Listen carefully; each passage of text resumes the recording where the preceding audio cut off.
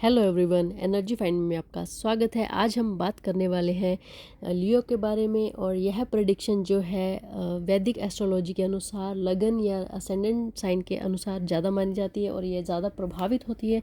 लेकिन अगर आपका मून साइन भी लियो है तो आप इस प्रेडिक्शन को कंसिडर कर सकते हैं, क्योंकि मून साइन जो है, कुछ लोग जो है मून साइन को ज़्यादा मानते हैं और कुछ जो है लगन साइन को ज़्यादा मानते हैं। सो आप दोनों ही मिलाकर अपने मून साइन और लगन साइन को दोनों को कंसिडर कर सकते हैं।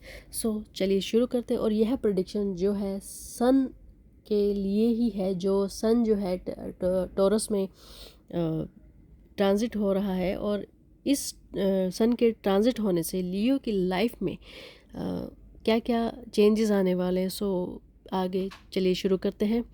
सो सन जो है 10वें घर में मूव कर रहा है, और आगे जब सन जाता है तो मरकरी भी वहाँ है। सो जो मरकरी प्लेनेट है वो लियो के लिए बहुत ही एक अच्छा प्लेनेट माना जाता है, क्योंकि जो मरकरी है वो एक फाइनेंशियली काफ़ी चीज़ों को हैंडल करता है, कंट्रोल करता है।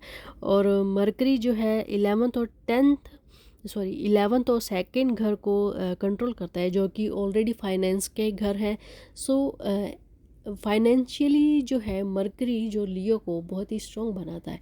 यानी कि किसी भी काम में 11th घर जो है प्रॉफिट का घर है, और सेकंड घर है जो व्यापार, इंपोर्ट एक्सपोर्ट और फैमिली और घर का ही घर है। सो उसमें जो है काफ़ी अच्छा दिखाई दे रहा है।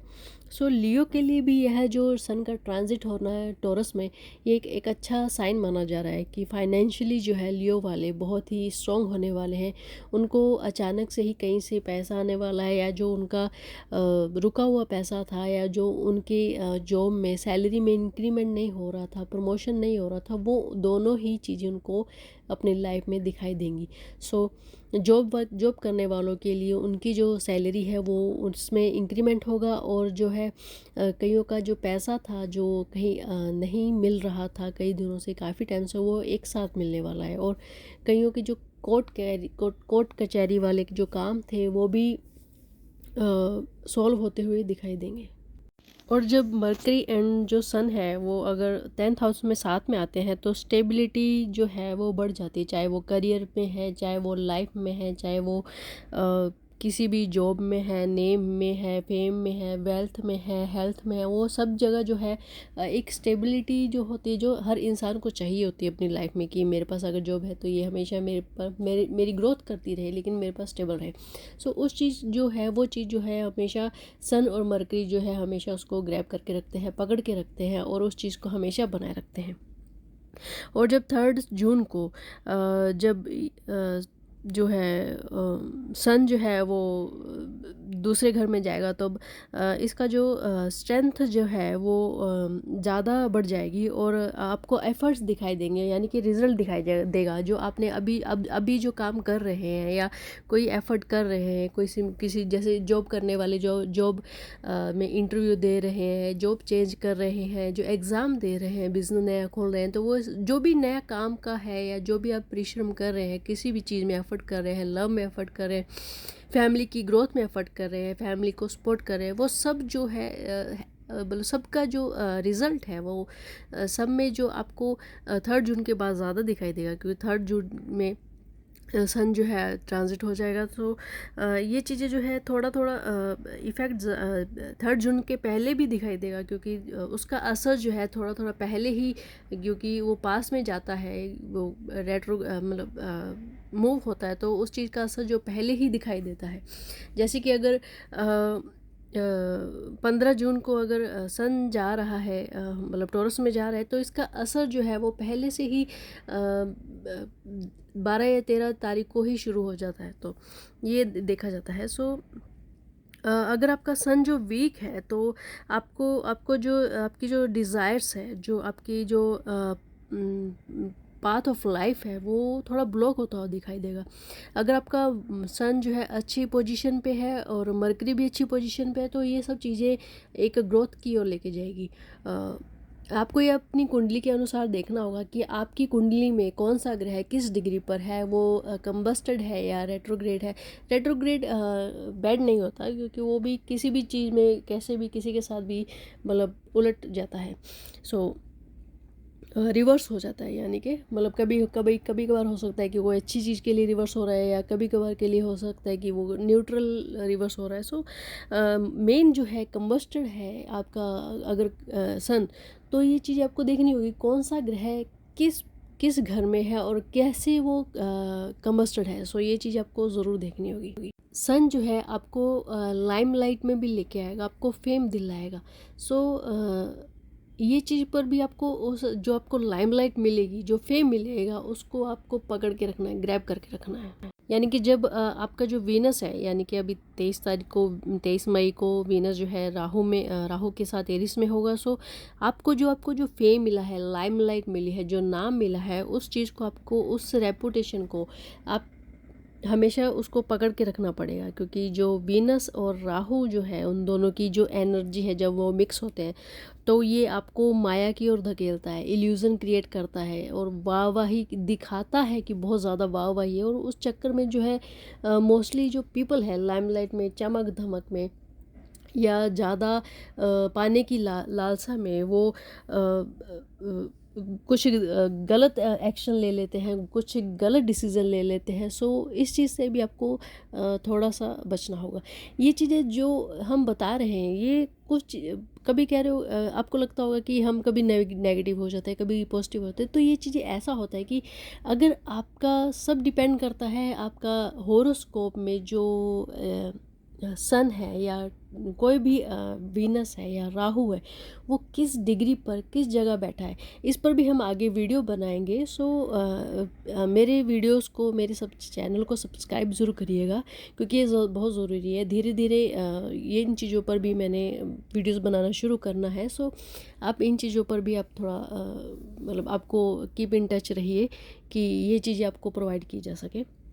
सो हम आगे बढ़ते हैं कि वीनस और राहु जो है थोड़ा मतलब आपको भूल भुलैया में रखता है कि कभी आपको चमक दिखाएगा, कभी आपको पजल करके रखेगा, कभी आपको शोहरत ज़्यादा आती हुई दिखाई देगी, या शोहरत में रहते हुए लग्जरीज लाइफ में दिखाई मतलब रहते हुए होंगे, शो करेगा। और कभी कभार होगा कि आपको बहुत ही निम्न स्तर में भी रहना पड़ सकता है। तो ये जो इस तरीके के जो इल्यूज़न है, वो वीनस और राहु की एनर्जी मिलकर आपको शो करती है, ठीक है। और इसके आगे जो है वीनस, राहु और सन और मरकरी, ये सब जब एक साथ आते हैं तो ये देखा सन और मरकरी है तो इसमें देखें कि रिलेशनशिप जो है आपका, यानी कि आपका जो पार्टनर है, या आपके पेरेंट्स है, या जिससे आप बहुत ज़्यादा लगाव रखते हैं, आपका बेस्ट फ्रेंड है, दोस्त है, कोलीग है, जो ऑफिस में काम करते हैं, आपका पार्टनर है, या जिसके साथ आपकी ज़्यादा बनती है, वो आपकी रेपुटेशन को हर्ट करता हुआ दिखाई दे रहा है।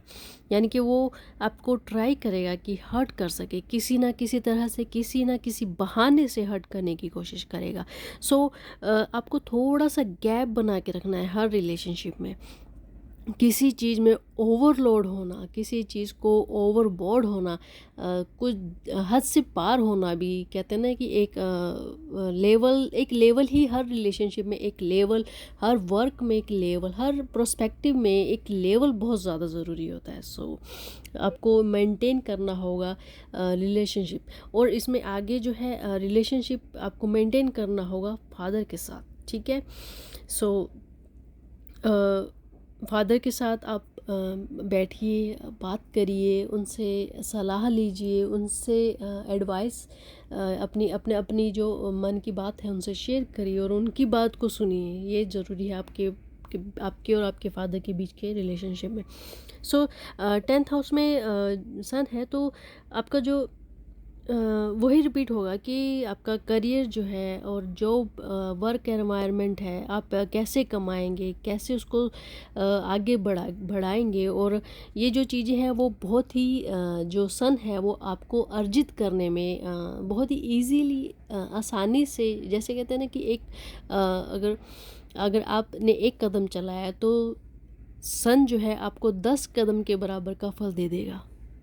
So keep going on your path and आगे जो देखते हैं कि आपको थोड़ा हेल्थ पर केयर, अपनी हेल्थ की केयर करनी होगी थोड़ा, मतलब आपको तो स्टमक की प्रॉब्लम हो सकती है, हार्ट बर्निंग की प्रॉब्लम हो सकती है, कुछ लोगों को जो है नीज़ की प्रॉब्लम हो सकती है, यानी आपकी नीज़ जो है वो दर्द होते हुए या टांगों में दर्द होना, ये सब चीज़ें नॉर्मल जो चीज़ें हैं वो दिखाई देंगी।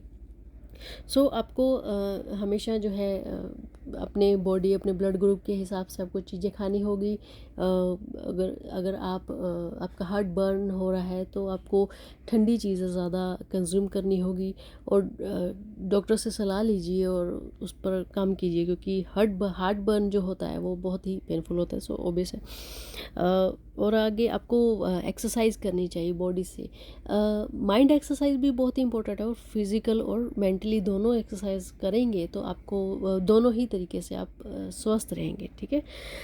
सो आगे देखते हैं, जुपिटर जो है आपके 8th हाउस में है। सो आपको वो प्रोटेक्ट करेगा, यानी कि जो आपने जो कर्मा किए हैं अकॉर्डिंग टू योर कर्मा, वो आपको प्रोटेक्ट करेगा। या यानी कि अगर आपने कुछ गड़बड़ भी की है पास्ट कुछ टाइम में, सो वो ट्राई करेगा कि आपको उस चीज़ों से बचा ले, लेकिन हमेशा ज़्यादा किया हुआ जो कर्म है, मतलब अगर आपने बैड कर्म किया है तो उसके अकॉर्डिंग आपको पनिशमेंट देगा, लेकिन इतना नहीं है कि बहुत ज़्यादा पनिशमेंट देगा, लेकिन एक किसी हद तक आपको पनिशमेंट जरूर मिलेगी, और लेकिन बचाएगा भी। ठीक है। सो अगर आपको मेरा ये प्रेडिक्शन अच्छा लगा है लियो का, सो अगर आपको ये रिलेट लगता है अपनी लाइफ से, आपके लाइफस्टाइल को चेंज करने में हेल्प करता है, तो please like my videos and share my videos, subscribe my channel, and जितना हो सके आप मेरे वीडियो को आगे की आगे सर्कुलेट करिए। और आने वाले जो वीडियोस होंगे वो कुंडली से रिलेटेड होंगे, प्लैनेट से रिलेटेड होंगे, जियोडिक से रिलेटेड होंगे, हाउसेस से रिलेटेड होंगे, हॉरोस्कोप में जितने भी हाउस हैं उनसे रिलेटेड होंगे। तो आप मुझे कमेंट भी ज़रूर करिए कि किस हाउस में, मतलब आपको क्या आपको चाहिए, किस क्या नॉलेज चाहिए आपको। So keep touch with me and share करिए एंड सब्सक्राइब करिए। Thank you so much for watching my videos.